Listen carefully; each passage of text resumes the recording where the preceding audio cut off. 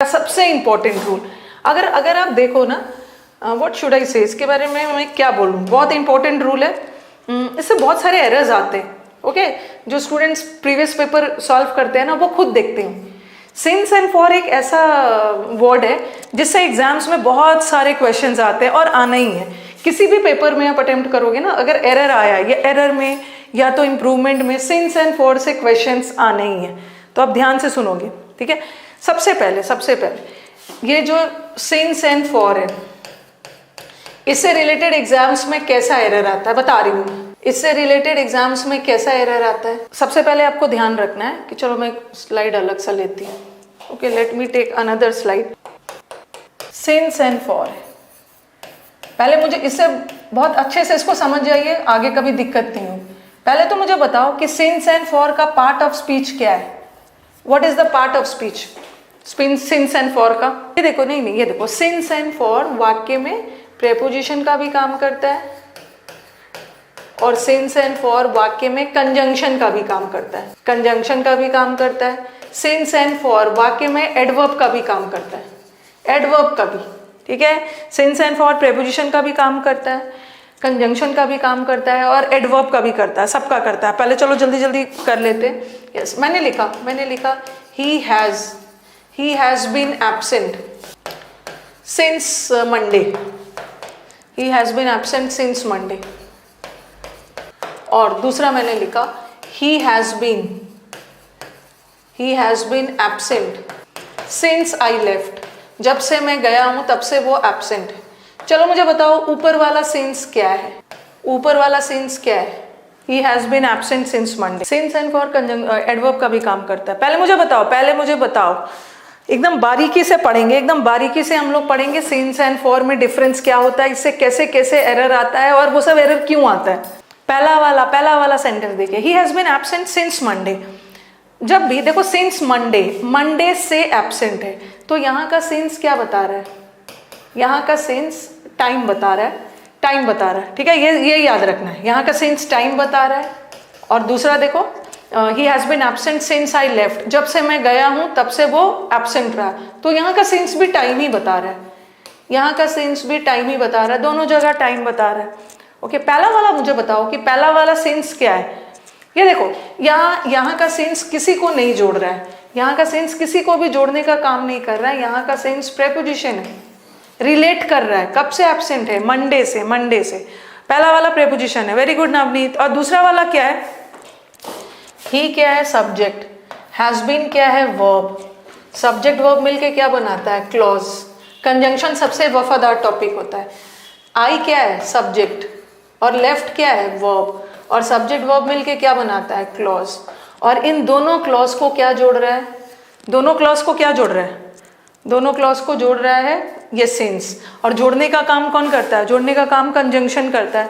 तो यहाँ का सिंस कंजंक्शन है, पहले तो आपको समझ लेना है, ठीक है। यहाँ का सेंस प्रेपोजिशन है, यहाँ का सेंस कंजंक्शन है, और दोनों टाइम ही बता रहा है। और एक चीज आप और देख सकते हो कि और क्या देखा आपने, ये सेंस टाइम बता रहा है ना, तो टाइम बताने वाले से रिलेटेड और किसका एरर आ सकता है? टेंस का। जो वर्ड टाइम बताता है, ठीक है, जो वर्ड टाइम बताता है, कोई भी वर्ड टाइम बताता है, तो उससे रिलेटेड टेंस का भी एरर आता है। इसलिए क्योंकि tense is related to time. तो जब भी, सबसे पहले तो आपने पढ़ा सिंस प्रेपोजिशन कंजंक्शन एडवर्ब दोनों होता है।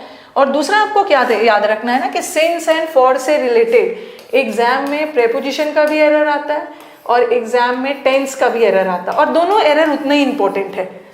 अब मैं आपको बताऊंगी सिंस एंड फॉर से रिलेटेड प्रेपोजिशन का एरर कैसा आता है, टेंस का एरर कैसा आता है, ठीक है। मैंने लिखा since he was absent he couldn't, ठीक है। यहाँ का since टाइम नहीं बता रहा है, ठीक है। लास्ट वाले दो सेंटेंस में he couldn't come, लास्ट वाले दो सेंटेंस में since टाइम बता रहा था, बट यहाँ का since reason, since over here is denoting reason। यहाँ since का मतलब निकल रहा है चूंकि वो बीमार था इसलिए काम को नहीं कर पाया। तो मैंने सिंस से दो क्लॉज को जोड़ा है। ये क्या है? सब्जेक्ट वर्ब, और ये क्या है? ही क्या है? सब्जेक्ट, और कुडेंट कम वर्ब, और सब्जेक्ट वर्ब मिलके क्लॉज बना रहा है। और दोनों क्लॉज को कौन जोड़ रहा है? ये सिंस, तो since over here is a conjunction. अगर मैं ऐसा भी लिखती ना, ही वॉज एब्सेंट, ये एक वाक्य है, फुल स्टॉप, और he couldn't do the work, ये दो वाक्य है, he couldn't do the work, वो एब्सेंट था और वर्क को नहीं कर पाया, ये दो वाक्य है, और इन दो वाक्यों को मैंने जोड़ दिया क्या लगा के, सिंस लगा के, so since over here is a conjunction. अब देखो इससे एरर कैसा आता है, ठीक है, अब चलते हैं कि इससे एरर कैसा कैसा आता है, सिंस एंड फॉर से और कैसा एरर आता है। सबसे पहले जहां भी आपको एग्जाम के सेंटेंस में सिंस एंड फॉर दिख गया, सिंस एंड फॉर दिख गया, इस वैसे तो ये कंजंक्शन प्रीपोजिशन एडवर्ब भी है, बट सिंस एंड फॉर से रिलेटेड एग्जाम में जनरली एरर किसका आता है, प्रीपोजिशन का भी आता है, कंजंक्शन का भी आता है, ठीक है, गलत कंजंक्शन लगा देंगे, और मैं बताऊंगी कंजंक्शन का एरर कैसे आता है। मैंने आपको बोला भी है कि जब भी आप बोलोगे कि मैम आपने 200 रूल्स क्यों नहीं करवाया, मैं आपको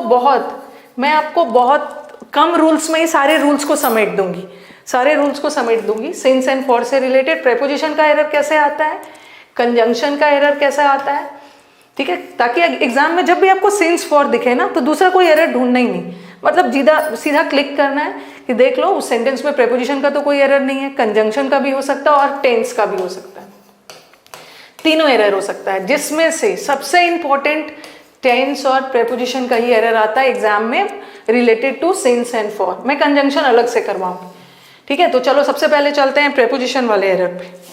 ओके, सबसे पहले प्रीपोजिशन वाले एरर पे चलते हैं कि सिंस एंड फॉर से प्रीपोजिशन का एरर कैसे आता है। तो चलो अब क्वेश्चन देखो आप। सबसे पहले सिंस एंड फॉर से रिलेटेड प्रीपोजिशन का एरर कैसा आता है। दोनों में डिफरेंस क्या है, दोनों में डिफरेंस क्या है कि since denotes point of time, since denote point of time और for denotes length of time. Length of time का मतलब होता है ड्यूरेशन, ठीक है, ड्यूरेशन, अवधि, अंतराल। अब हो सकता है थ्योरी में कभी कभी आपको लगता है ना कि जब आप थ्योरी करते हो तो थोड़ा सा सेंटेंस लगता है कि थ्योरी समझ में नहीं आ रहा है, एग्जाम्पल से ही क्लियर होगा, ठीक है, एग्जाम्पल से ही क्लियर होगा आपका। देखो जनरली टाइम को डिनोट करने के लिए, ठीक है, कभी भी हम टाइम को डिनोट करने के लिए या तो एक पॉइंट का यूज करते हैं या तो लेंथ का यूज करते हैं, लेंथ का। जैसे आपने कोई काम एक फिक्स पॉइंट पे स्टार्ट किया, ठीक है, एक फिक्स पॉइंट पे स्टार्ट किया मतलब आपने अपना काम 12 बजे शुरू किया, ठीक है, सपोज 12 PM पे शुरू किया। 12 PM क्या है, 12 PM एक फिक्स्ड पॉइंट है, आपने अपना काम एक फिक्स्ड पॉइंट पे शुरू किया और एक फिक्स पॉइंट पे आके खत्म किया, आपने 4 बजे खत्म किया, ठीक है, आपने अपना काम 12 बजे एक फिक्स पॉइंट पे शुरू किया और एक फिक्स पॉइंट पे खत्म किया, और इस 12 से 4 पहुंचने में आपने एक डिस्टेंस ट्रैवल किया, मतलब वहाँ डिस्टेंस नहीं, वहाँ आपने आवर्स को ट्रैवल किया। कितने आवर्स ट्रैवल किए, 4 आवर्स, आपने 4 आवर्स ट्रैवल किया। तो ये जो 4 आवर्स है ना, ये पूरा 4 आवर्स क्या है, लेंथ है, length of time. Length of time का मतलब है तब से लेकर अब तक आपने पहले 1 घंटा, 2 घंटा, 3 घंटा, 4 घंटा ट्रैवल किया, कवर किया, तो उसको मैं क्या बोलूंगी, लेंथ ऑफ टाइम। और लेंथ ऑफ टाइम के लिए क्या लगता है, फॉर लगता है, फॉर 4 आवर्स, फॉर 3 आवर्स। और पॉइंट के लिए क्या लगता है, सिंस। जैसे उसने अपना काम, he has been working since 12 PM, 12 PM से स्टार्ट किया, एक फिक्स पॉइंट पे स्टार्ट किया, बट 12 PM से 4 PM आने में एक लेंथ कवर किया ना, तो he has been working for 4 hours. जैसे आपने अपना काम स्टार्ट किया जनवरी, ठीक है, जनवरी में स्टार्ट किया और आपने अपना काम खत्म किया मार्च में, तो मैं जनवरी क्या है, जनवरी पॉइंट ऑफ टाइम है, और पॉइंट ऑफ टाइम के लिए मैं क्या बोलूंगी, फिक्स पॉइंट ऑफ टाइम के लिए मैं सिंस बोलूंगी, सिंस जनवरी। और लेकिन जनवरी से अप्रैल आने में कितना मंथ्स लग गया, जनवरी से अप्रैल आने में जनवरी, फरवरी, मार्च, अप्रैल, 3 मंथ्स लग गया। तो 3 मंथ्स क्या है, 3 मंथ्स पॉइंट नहीं है, 3 मंथ्स ड्यूरेशन है, ठीक है। जनवरी से फरवरी आने में मंथ कवर कर रहे हो ना, 1 मंथ, 2 मंथ, 3 मंथ, तो वो एक लेंथ कवर हो रहा है। और लेंथ के लिए हम क्या लगाते हैं, फॉर 3 मंथ्स, बट पॉइंट के लिए, जनवरी के लिए, फिक्स पॉइंट के लिए हम सिंस लगाते हैं, ठीक है। चलो एक बार मुझे बताओ, इज इट क्लियर। फिर हम क्वेश्चंस करेंगे, एक बार मुझे बताइए, पॉइंट ऑफ टाइम के लिए फिक्स्ड या डेफिनेट, सिंस किसके लिए लगाते हैं, डेफिनेट मतलब फिक्स पॉइंट, उस पॉइंट पे एग्जैक्टली काम शुरू हुआ है, और जो जितने देर एक पॉइंट से दूसरे पॉइंट आने में जितना लेंथ आपने कवर किया, उसके लिए क्या लगाएंगे, फॉर, ठीक है। आप मुझे अब आंसर बताना, आंसर बताते जाना। He has been working dash a month, चलो बताओ, he has been working dash a month. Month क्या है, वो एक मंथ से काम कर रहा है, ठीक है, वो एक मंथ से काम कर रहा है। ही has been working for a month. एक मंथ क्या है, जैसे उसने अपना काम जनवरी में स्टार्ट किया और उसने अपना काम फरवरी में एंड किया। जनवरी से फरवरी आने में एक मंथ लगा ना, एक मंथ 31 डेज, ठीक है, तो पूरा एक मंथ उसको लगा है। तो एक मंथ क्या हो गया, एक मंथ का ड्यूरेशन हो गया, एक मंथ लेंथ हो गया, और लेंथ के लिए क्या लगाते हैं, for. He has been working for a month, duration है, लेंथ है, एक मंथ मतलब 31 डेज, जनवरी से फरवरी आने में। He has been working here dash January, ये जनवरी क्या बता रहा है। और एक चीज और याद रखोगे कि फॉर में डेफिनेट नहीं होता है, ठीक है। ही has been working for a month में आप जनवरी से फरवरी भी हो सकता है, नवंबर से दिसंबर भी हो सकता है, मार्च से अप्रैल भी हो सकता है, ये कोई सा भी मंथ हो सकता है, ठीक है, कोई सा भी एक मंथ हो सकता है, डेफिनेट नहीं है। और डेफिनेट नहीं है तो फॉर लगा दो। बट यहाँ पे तो डेफिनेट पता चल रहा है ना, डेफिनेट मंथ पता चल रहा है, कब से, जनवरी से, और जनवरी एक पॉइंट है, since. Next, I have known him since and for 2018, मैं उसको 2014 से जानता हूँ। 2014 एक फिक्स्ड टाइम है, पक्का पता चल रहा है कब से, 2014 से, और डेफिनेट पता चल रहा है, सिंस लगाओ, ठीक है। बस यहाँ पे बताया जा रहा है ना, 2014 से जानता हूँ, ठीक है। अब 2014 से कब तक वो क्लियर नहीं हो रहा है। Next, I have known him dash a year, मैं उसको एक साल से जानता हूँ, तो अ ईयर, एक साल से जानता हूँ, इसका मतलब है मैं उसे 2014 से 2015 तक जानता हूँ, या 2020 से 21 तक जान रहा हूँ। तो for a year is a duration, ठीक है, तब से लेकर अब तक एक साल का ड्यूरेशन, तो उसके लिए क्या लगाओ, for. Next, he has been working since and for Monday, वो अलग हो गया विवेक। अगर ऐसे लिखती ना, मैं फ्रॉम लिखती, फ्रॉम का मैं अलग से बताऊंगी, फ्रॉम लिखूंगी तो टू लगाना होगा ना, फ्रॉम जनवरी टू मार्च। अगर आप फ्रॉम लगा रहे हो तो फ्रॉम एक फिक्स टाइम से मार्च दूसरा फिक्स टाइम। फ्रॉम क्या बताता है, फ्रॉम इज ओरिजिन, एक समय से, जब तब तो वहां पे टू लगाओगे फ्रॉम के साथ, तो यहाँ पे वो नहीं लगाना है। चलो, ही has been working dash Monday, scored 19 marks in IB, very good. Monday से काम कर रहा है, और मंडे कोई ड्यूरेशन थोड़ी है, मंडे एक फिक्स पॉइंट है, तो क्या होगा, सेम। अब ये वीक क्या है, वो एक वीक से काम कर रहा है, एक वीक मतलब मंडे से लेकर मंडे एक वीक, ट्यूसडे से लेकर ट्यूसडे एक वीक इज अ ड्यूरेशन। और ड्यूरेशन के लिए क्या लगाओ, और मंडे में तो फिक्स पता चल रहा है ना, कब से, मंडे से, और वीक में तो कोई भी हो सकता है, मंडे से मंडे भी एक वीक हो सकता है, वेंसडे से वेंसडे भी एक वीक हो सकता है, संडे से संडे भी, कोई भी वीक हो सकता है, क्लियर नहीं पता चल रहा है, फॉर। अब नेक्स्ट सेंटेंस देखो, he has been working since and for last week.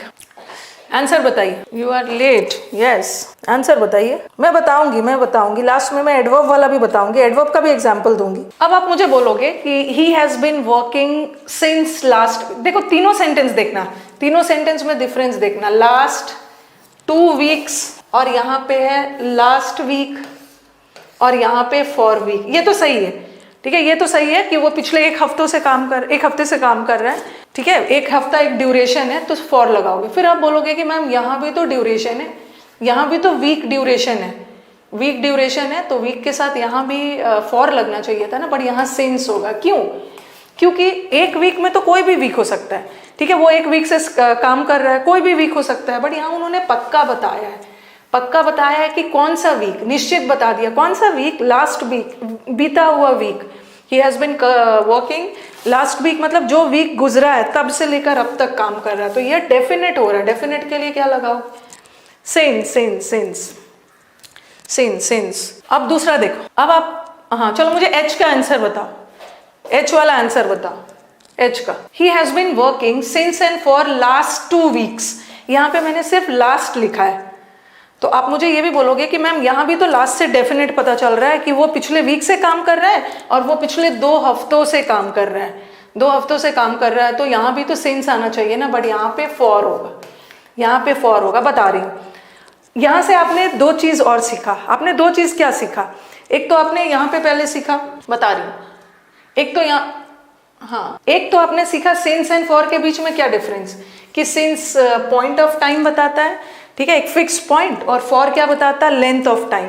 और दूसरा क्या चीज सीखा कि सिंस में एकदम डेफिनेट का पता चलता है, डेफिनेट पॉइंट का, बट फॉर में डेफिनेट का नहीं पता चलता है। ठीक है, वो 2 हफ्तों से काम कर रहा है, कोई भी 2 हफ्ता हो सकता है। ठीक है, फॉर अ ईयर काम कर रहा है, 1 साल में कोई भी हो सकता है, 2016 से 17 भी 1 साल, 19 से 20 भी 1 साल, 20 से 21 भी, कोई भी 1 साल हो सकता है। तो यहाँ पे पक्का नहीं पता चल रहा है तो हम फॉर लगाएंगे। फिर आपके दिमाग में ये क्वेश्चन आएगा कि ठीक है, जब पक्का नहीं पता चल रहा है तो फॉर लगाएंगे, तो यहाँ भी तो कहाँ गया, यहाँ भी तो पक्का नहीं पता चल रहा है।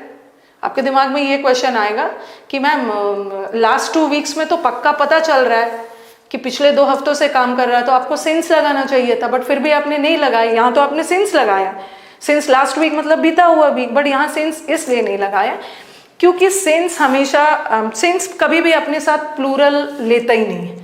ठीक है, सिंस कभी भी अपने साथ प्लूरल नहीं लेगा, सिंस के साथ हमेशा सिंगुलर ही लगता है। बट फॉर के साथ हम सिंगुलर भी लगा सकते हैं, प्लूरल भी लगा सकते हैं, फॉर ए ईयर भी लगा सकते हैं, फॉर ईयर्स भी लगा देते हैं।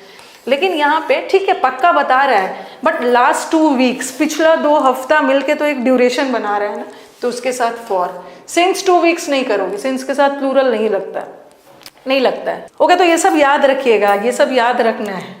मुझे कंफ्यूजन लग रहा था कि बच्चों को इन तीनों में हो सकता है, इसीलिए मैंने इसको डील किया। ठीक है, अ वीक है तो फॉर लगाना, और लास्ट वीक निश्चित वीक बताई जा रही है, सिंस लगाना। बट यहाँ भी तो निश्चित ही बताई जा रही है ना, बट यहाँ पे प्लूरल है, 2 वीक्स है, 2 वीक्स है, प्लूरल है। और कभी भी सिंस के साथ हम प्लूरल नहीं लगाते, फॉर के साथ तो सिंगुलर प्लूरल दोनों हो सकता है। ओके, चलो नेक्स्ट, ये तो हो गया हमारा प्रेपोजिशन वाला है। अच्छा, और भी कुछ देख लेते हैं, क्योंकि आई वांट के सिंस एंड फॉर से रिलेटेड जो भी एग्जाम में एरर आए, और आएगा ही, ठीक है, ये आता है, जो एग्जाम्स बच्चे देते हैं वो समझ रहेगा, इससे रिलेटेड एरर्स आएगा, और इसे आप गलत नहीं करोगे। सिंस एंड फॉर जहां भी दिख गया एकदम तुरंत अटैक कर देना, देखना कि प्रेपोजिशन सही है कि नहीं। अगर प्रेपोजिशन सही नहीं है तो देख, मतलब करेक्ट है, तो दूसरा you can go for tense. Tense का भी एरर देख लेना, टेंस का मैं अभी बाद में डिस्कस करूंगी। हाँ, पहले ये मुझे बताओ, the custom has been in prevalence since और फॉर टाइम इमेमोरियल। चलो आंसर बताओ, आंसर बताइए। हाँ, time immemorial is a phrase. Time immemorial का मतलब होता है ना काफी लंबे समय से। ठीक है, ये कस्टम, ये जो प्रथा है काफी लंबे समय से चला आ रहा है, फॉर अ लॉन्ग टाइम। तो आपके दिमाग में जो आएगा कि for a long time, for a long time है तो तब से लेकर अब तक एक ड्यूरेशन है ना, तो आप उसके साथ फॉर लगाने की कोशिश करोगे। But time immemorial is a phrase. Phrase मतलब इसको आप बदल नहीं सकते, इधर उधर नहीं कर सकते, ये ऐसे ही बना और इसके साथ सिंस लगेगा, सिंस टाइम इमेमोरियल, सिंस। लेकिन कभी कभी आप देखोगे ना, पॉइंट टू बी नोटेड,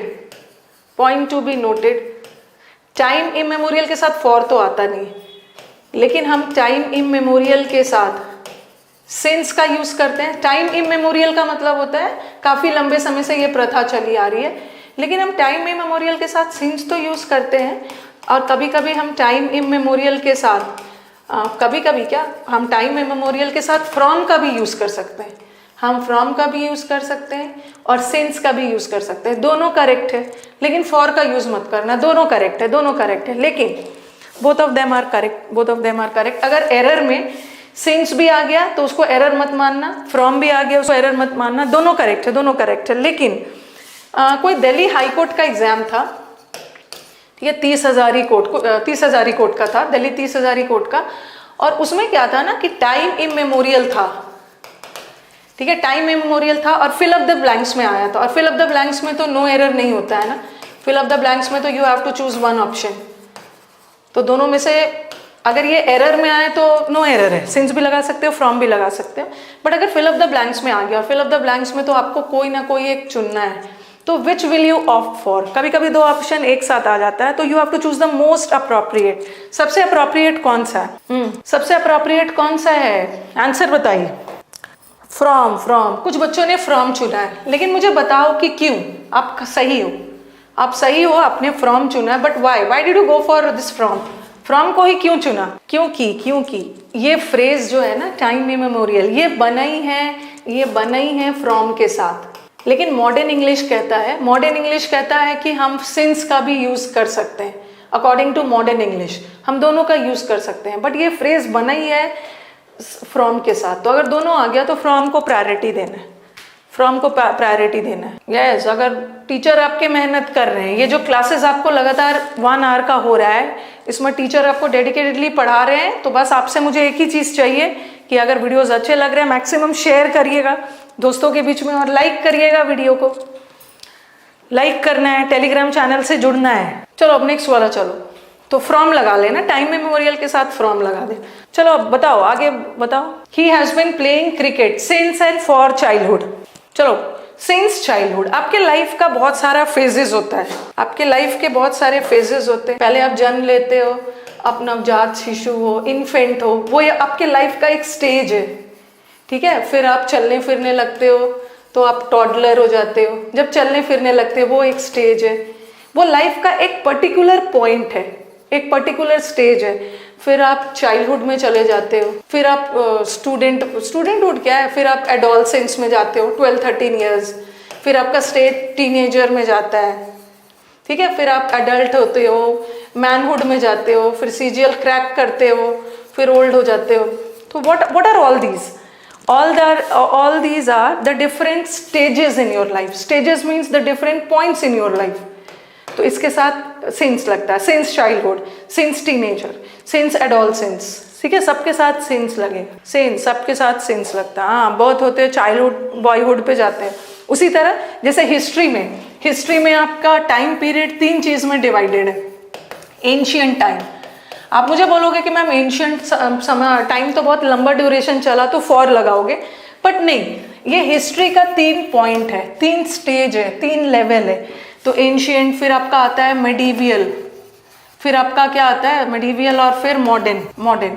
तो ये सब एक एक लाइफ का स्टेज है, एक एक पॉइंट है। तो ये सब के साथ फॉर मत लगाना, ये सोच के कि मॉडर्न तो बहुत लंबे समय तक चला है तो चलो फॉर लगा देते हैं, फॉर लगा देते हैं। यस, आखिर में मरना है, हाँ सबको मरना है, लास्ट स्टेज है। He has been playing cricket since या for childhood। आंसर बताइए, आंसर बताइए। हाँ, चाइल्डहुड भी आपके लाइफ का एक पर्टिकुलर स्टेज है। Since this custom has been in prevalence, ये जो कस्टम है ये प्रेविलेंस में, प्रेविलेंस मतलब प्रचलन में है, डैश एंशियंट टाइम्स। अब क्या करोगे, अब आप बोलोगे, देखो अब आप बोलोगे कि मैम अभी तो आपने बोला कि एंशियंट टाइम्स, इसको प्लूरल मान लोगे। आप बोलोगे मैम अभी तो आपने प्लूरल बोला है और प्लूरल के साथ सिंस नहीं लगाते हैं, फॉर लगाते हैं। बट इन एंशियंट टाइम्स में कोई टाइम पीरियड नहीं है। एंशियंट मतलब प्राचीन काल, ठीक है। एंशियंट टाइम में कोई ड्यूरेशन का नहीं पता चल रहा है। Ancient time, medieval time, modern time, ये सब लाइफ का आपका एक एक पॉइंट है, एक एक पॉइंट है। और पॉइंट्स के लिए हम सेंस लगाते हैं, सेंस, यस, सेंस। तो ये तो सारा रिलेटेड एरर था किसका? सारा रिलेटेड एरर था सिंस एंड फॉर वाला, किससे रिलेटेड? प्रेपोजिशन वाला। अब आ जाओ, अब एक very beautiful since and for से रिलेटेड टेंस वाला एरर, ये तो बहुत खूबसूरत है, टेंस वाला एरर, ठीक है। सिंस एंड फॉर टाइम बताता है, तो प्रेपोजिशन का एरर तो आता ही है, इससे रिलेटेड टेंस का भी एरर आता है। अब मैं बता रही हूँ टेंस का एरर कैसे आता है। सिंस का काम होता है एक टाइम पीरियड को दूसरे से जोड़ना, फॉर का भी वही काम होता है कि काम पास्ट में शुरू हुआ और उसका इफेक्ट प्रेजेंट तक है। मैं बता रही हूँ सेंटेंस में, और ये भी बता रही हूँ कि इसका सिंस एंड फॉर में टेंस से रिलेटेड और क्या डिफरेंस है। सबसे पहले ये देखो, अभी मैंने आपका 2 सेंटेंस जो लिखा था, ठीक है, अभी मैंने जो 2 सेंटेंस आपको लिख के दिया था, जैसे he has been working since Monday, ठीक है। और फिर मैंने लिखा he has been working since I left। 2 sentence दिया था मैंने, ठीक है। अभी मैं यहाँ प्रेजेंट टेंस को डिस्कस कर रही हूँ, ध्यान से देखोगे, ध्यान से इसको अब देखना है, इंपॉर्टेंट है, बहुत इंपॉर्टेंट है। He has been working since Monday, वो मंडे से लेकर अब तक काम कर रहा है। और he has been working since I left, जब से मैं गया हूँ तब से काम कर रहा है, ओके। और मैंने लिखा he has worked since I left. मुझे ये बस बताना है ना कि सिंस एंड फॉर का काम क्या होता है। सिंस एंड फॉर का काम क्या होता है? सिंस एंड फॉर का काम होता है पास्ट को, अभी चूंकि मैं प्रेजेंट का बता रही हूँ, वैसे सिंस एंड फॉर का हम पास्ट में भी यूज करते हैं। सिंस एंड फॉर का यूज हमेशा परफेक्ट में यूज होता है, ठीक है, परफेक्ट में, या तो परफेक्ट कंटिन्यूअस में। बताती हूँ। और मैं परफेक्ट में मैं दोनों की बात कर रही हूँ, ठीक है, प्रेजेंट परफेक्ट की भी बात कर रही हूँ, पास्ट परफेक्ट की भी बात कर रही हूँ, और परफेक्ट कंटिन्यूअस में पास्ट परफेक्ट कंटिन्यूअस की भी बात कर रही हूँ, प्रेजेंट की भी बात कर रही हूँ। बट ऐसा क्यों? ऐसा क्यों? सिंस एंड फॉर का यूज परफेक्ट में क्यों होता है? क्योंकि परफेक्ट का काम होता है ना, परफेक्ट टेंस बताता है कि काम एक फिक्स पीरियड से शुरू हुआ और अभी तक चल रहा है या अब आके खत्म हो गया। तो सिंस का काम होता है पास्ट को प्रेजेंट से जोड़ना। अब देखो ये सिंस है, अब बताओ कि ये मंडे कौन सा टेंस है? मंडे कौन सा टेंस है? वो मंडे से अब तक पढ़ रहा है, उसने अपना काम स्टार्ट किया था कब? मंडे से स्टार्ट किया था। तो मंडे एक ऐसा वर्ड है जो क्या बता रहा है? Simple past. मंडे एक ऐसा वर्ड है जो आपको सिंपल पास्ट बता रहा है। तो उसने पास्ट में मंडे से काम स्टार्ट किया था और अभी तक कर रहा है। तो ये कौन सा टेंस हो गया? ये परफेक्ट है और परफेक्ट कंटिन्यूअस है। और मैंने बताया सिंस एंड फॉर का यूज परफेक्ट कंटिन्यूअस में भी होता है और परफेक्ट में भी हो सकता है। परफेक्ट मंडे से लेकर अब तक काम कर रहा है। अब ये सेंटेंस देखो, सिंस के बाद हमेशा पास्ट लगाना, सिंस के बाद हमेशा पास्ट लगाना, और पास्ट में भी कौन सा? Simple past. यहाँ मंडे सिंपल पास्ट बता रहा है, और जो आई लेफ्ट है, जो मैंने यहाँ पे क्लॉज बनाया, आई लेफ्ट भी तो सिंपल पास्ट है। जब से मैं गया हूँ तब से लेकर अब तक काम कर रहा है। मैं गया था पास्ट में, ठीक है, पास्ट में गया था और वो अब तक काम कर रहा है। तो यहाँ भी तो सिंस को पास्ट को प्रेजेंट से जोड़ रहा है ना, पास्ट को प्रेजेंट से जोड़ रहा है, ठीक है, ओके। तो ये तो क्लियर हो गया। सिंस वाला सेंटेंस क्या होता है? सिंस के बाद वाला हमेशा पास्ट रहेगा। और पास्ट में भी याद रखना, ऐसा भी एरर दे देंगे, ऐसा भी एरर दे सकते हैं, he has been working since, ऐसा कुछ लगाया मैंने, he has been working since I had left. तो आप बोलोगे कि मैम ये भी तो पास्ट ही है ना, ये भी तो पास्ट ही है, आपने हैड लेफ्ट, ये भी सही हो सकता है? नहीं, क्योंकि सिंस के बाद वाला सेंटेंस कभी भी पास्ट परफेक्ट नहीं होगा, जब भी होगा सिंपल पास्ट, क्योंकि सिंस पास्ट को, ठीक है, पास्ट को जोड़ता है, अभी प्रेजेंट से जोड़ रहा है। तो यहाँ पास्ट परफेक्ट भी मत लगाना, सिंपल पास्ट लगाना, ऐसा भी एरर दे देते हैं, सिंपल पास्ट, ओके। अब नेक्स्ट सेंटेंस देखो, he has worked since I left, जब से मैं गया हूँ तब से वो वर्क कर चुका है, बट दोनों में डिफरेंस क्या है? सिंस आई लेफ्ट, दोनों में डिफरेंस क्या है? देखो ये भी परफेक्ट है बट ये प्रेजेंट परफेक्ट है, और ये कंटिन्यूअस है। दोनों में डिफरेंस क्या है? जब से वो गया है, जब से मैं गया हूं तब से वो काम कर चुका है। हैज वर्कड का मतलब है कि उसका काम खत्म हो गया, कंप्लीट हो गया, और हैज बीन वर्किंग में अभी तक कर रहा है, ओके। तो ये सब चीज याद रखना है। सिंस और फॉर का काम क्या होता है? पास्ट को प्रेजेंट से यहाँ पे जोड़ रहा है, ठीक है। पास्ट में वो गया, तब से लेकर मैं अब तक अभी भी कर रहा हूँ, है तो ये भी परफेक्ट, बट कंटिन्यूअस बता रहा है कि काम अभी भी चल रहा है, बट यहाँ पे उसका काम खत्म हो गया। अभी नहीं पता चल रहा है कि अभी भी कर रहा है या नहीं कर रहा है, लेकिन उसका काम खत्म हो गया, ओके। एक ये हो गया। अब फटाफट एंड करती हूँ। आप सिंस एंड फॉर का टेंस का कैसे एरर आता है कि सिंस एंड फॉर परफेक्ट में भी यूज होता है, और सिंस एंड फॉर परफेक्ट में भी यूज होता है और कंटिन्यूअस में भी यूज होता है, लेकिन दोनों मैंने अलग अलग बना दिया। सिंस और फॉर में और क्या डिफरेंस है? एक चीज आप देखोगे कि सिंस एंड फॉर दोनों परफेक्ट कंटिन्यूअस में यूज हो रहा है, लेकिन फॉर का यूज परफेक्ट कंटिन्यूअस और परफेक्ट के अलावा हम फॉर का यूज इनडेफिनिट में भी कर सकते हैं, प्रेजेंट इंडेफिनिट में भी कर सकते हैं, पास्ट इंडेफिनिट में भी कर सकते हैं, बट सिंस का यूज कभी भी इंडेफिनिट के साथ नहीं यूज होगा। ये एक और डिफरेंस, सिंस कभी भी इंडेफिनिट के साथ यूज हो ही नहीं सकता, या तो परफेक्ट या तो कंटिन्यूअस, बट फॉर का यूज हम परफेक्ट और कंटिन्यूअस के अलावा इनडेफिनिट के साथ भी यूज कर सकते हैं, ठीक है। अभी आपने देखा होगा, अभी मैंने आपको कौन सा एग्जाम्पल दिया था? सिंस वाला। और देखो तीनों सिंस वाले सेंटेंस में मैंने या तो परफेक्ट कंटिन्यूअस में बनाया है या तो सिंपली परफेक्ट में बनाया, मैंने इनडेफिनिट में नहीं बनाया। लेकिन फॉर का यूज हम एक और चीज में यूज कर सकते हैं, वो है इनडेफिनिट में। चलो इसको लिख के अब खत्म करती हूँ ताकि हमारा सिंस एंड फॉर पक्का हो जाए। हैबिचुएट एक्शन में पास्ट में भी यूज कर सकते हैं। देखो, और आप मुझे बोलोगे कि मैम कब इनडेफिनिट में यूज करते हैं, उसको भी क्लियर करिए। He works for 2 hours, for लगाया, ठीक है, और दूसरा मैंने लिखा ही वर्क्स सिंस 2 आवर्स नहीं लगा सकती मैं, क्योंकि ये इनडेफिनिट है, वो 2 घंटे काम करता है, ये प्रेजेंट इनडेफिनिट है, सिंपल प्रेजेंट टेंस है। और he has been working for 2 hours, ठीक है। और मैंने लिखा he has worked for 2 hours.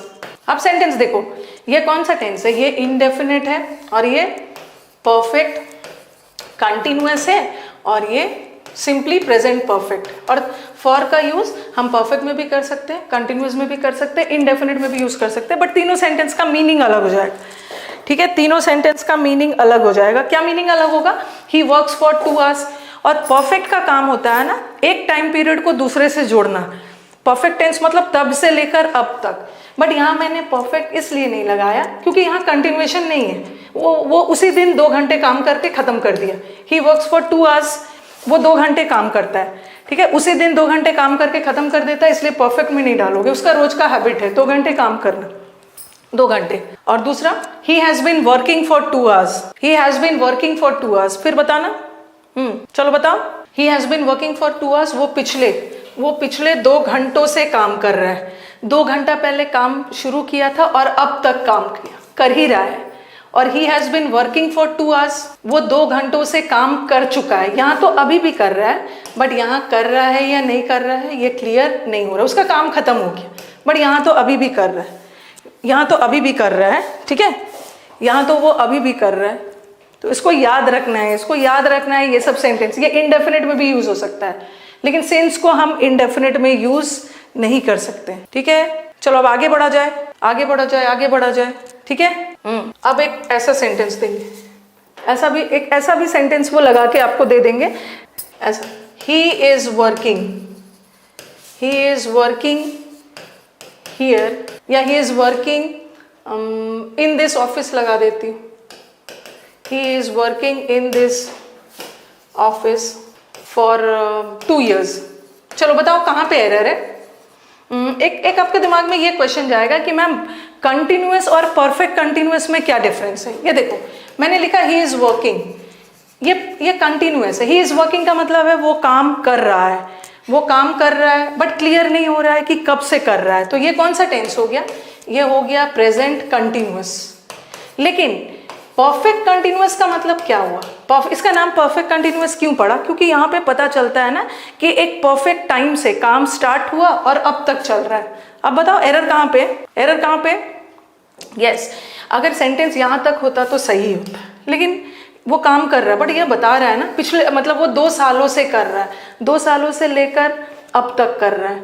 और जब भी पास्ट को हम प्रेजेंट से लिंक करते हैं तो उसमें कंटिन्यूअस नहीं करेंगे, perfect continuous। The answer is he has been working,